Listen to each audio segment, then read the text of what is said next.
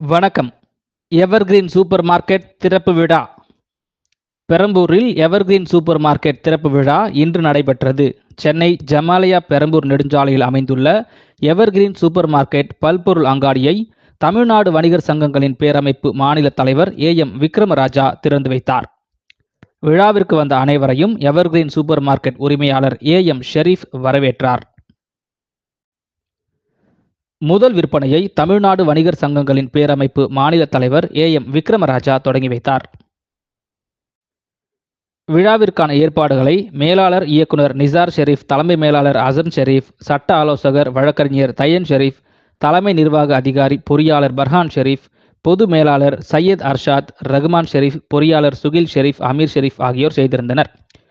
Evergreen super market பல்பொருள் அங்காடி பெரம்பூர் மக்களின் வீட்டுக்கு தேவையான காய்கறிகள் உள்ளிட்ட அனைத்து பொருட்களும் முழுமையாக கிடைக்கும் வகையில் உள்ளது.